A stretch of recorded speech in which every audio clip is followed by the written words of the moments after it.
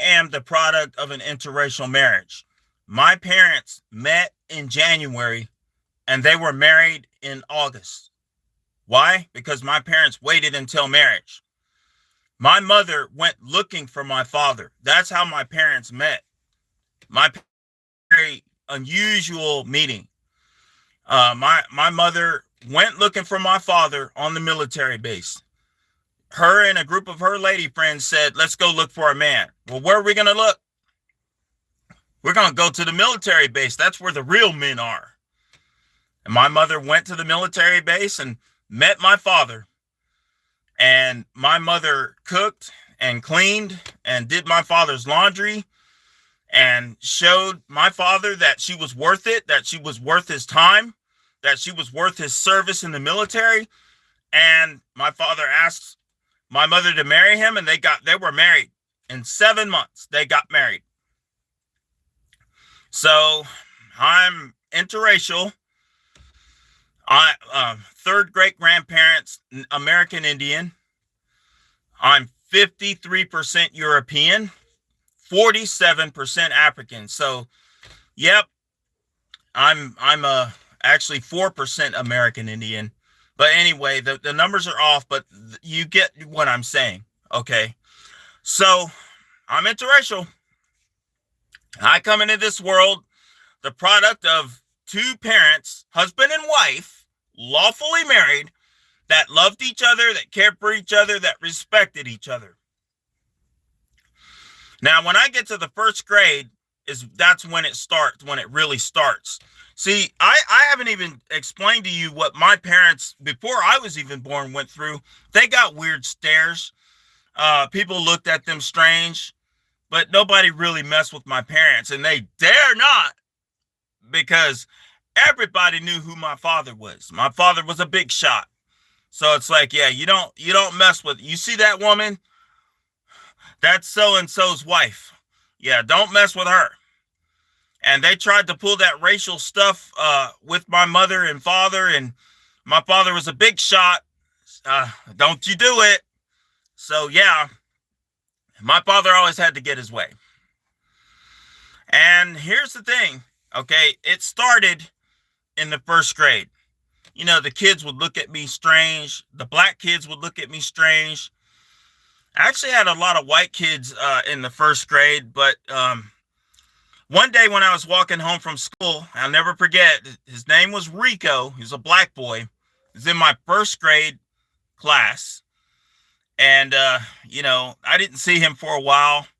In the first grade, he would say things to me. He'd laugh at me. He'd poke at me. He was a real dark-skinned black boy. One day, I just happened to get unlucky, and I was walking home from school, and I saw Rico. And Rico, here he comes. Blah, blah, blah, blah, blah, blah, blah, blah. You're stupid. You're dumb. You're ugly.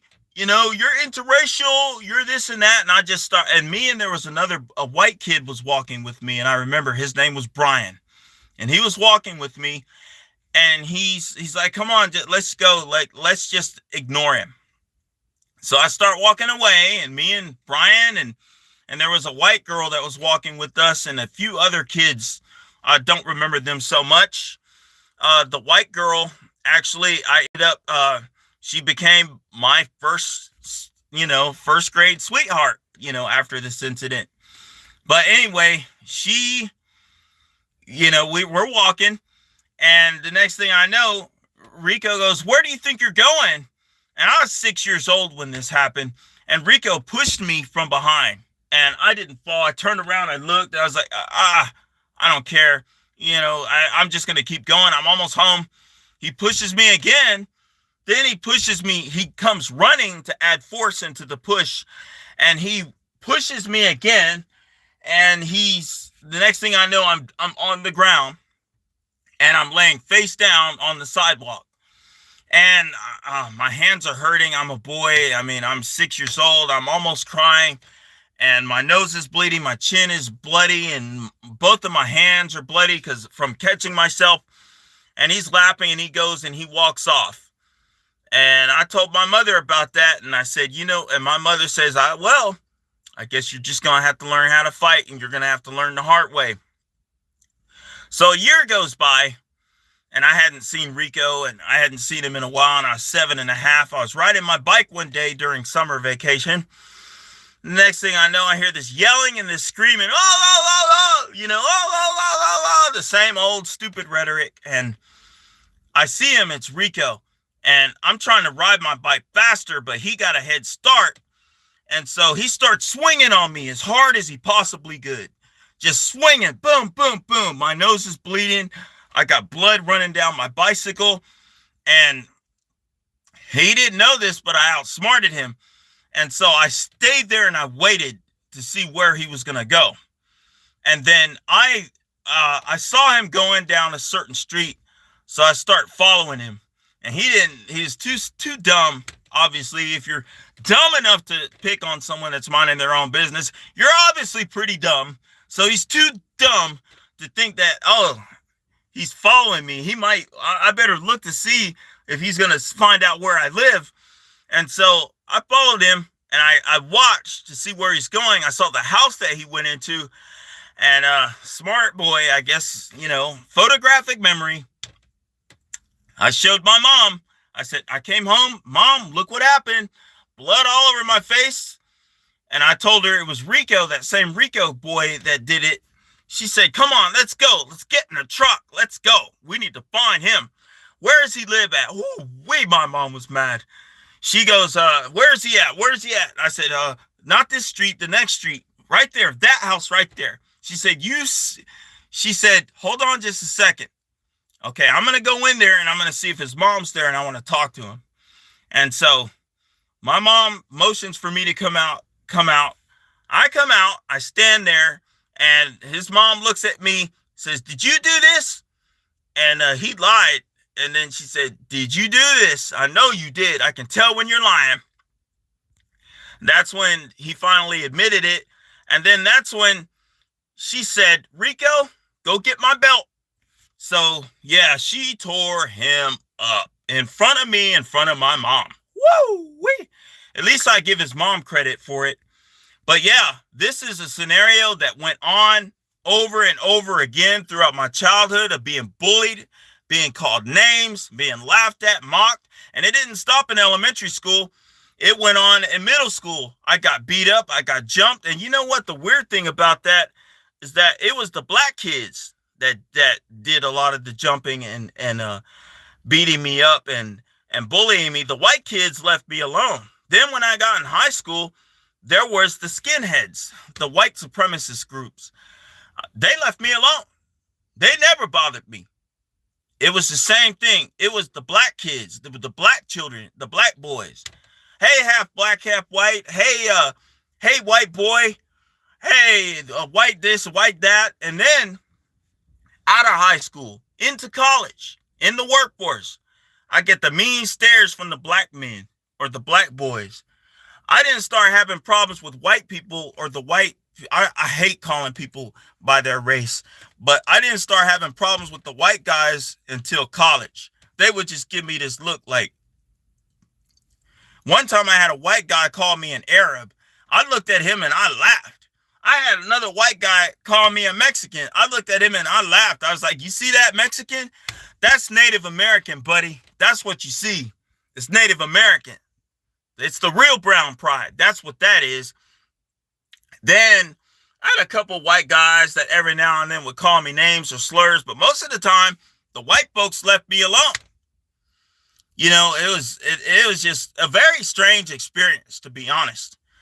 And then out of college and into the world, into the dating scene, the black girls, obviously, they hated my guts. I mean, they were like, nah, The white girls, the white women, the Hispanic women, the Asian women, they seemed to be into me. I try to talk to them and they'd be like having a conversation, go on a date, they buy me dinner, they treat me with respect. The black women, if I ever tried to talk to one of them, they would just completely ignore me. They blow me off. And there's a lot of black men out there that can relate to that. Then in the bar district, it was the fights when I would go to the bar district fighting.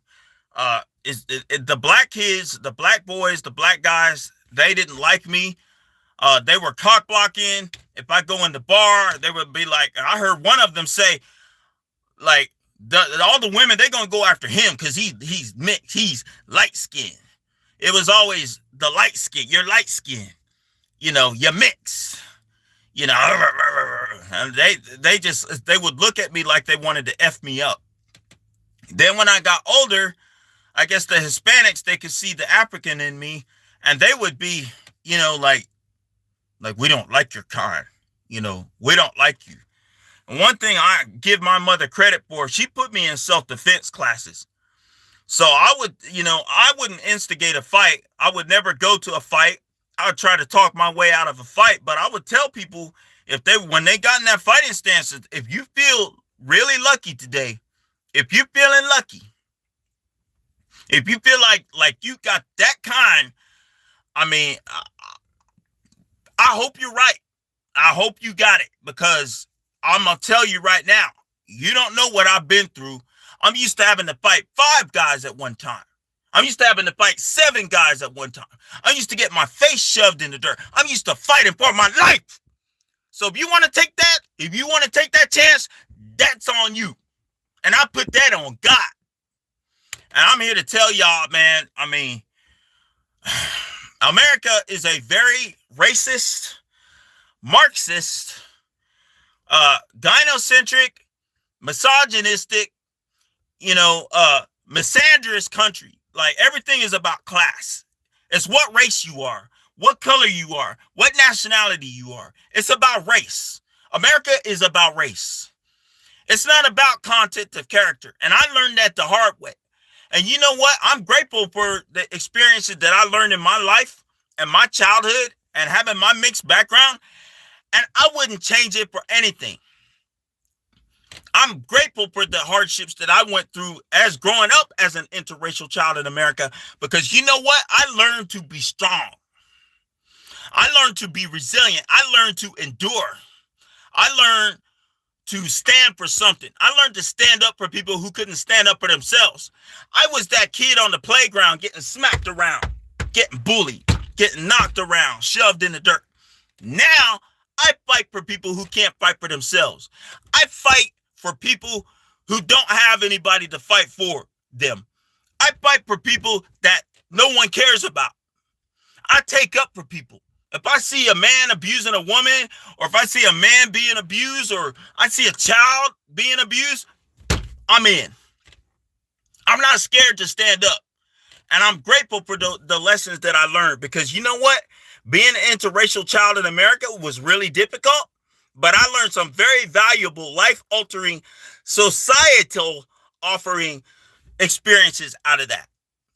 And I don't care.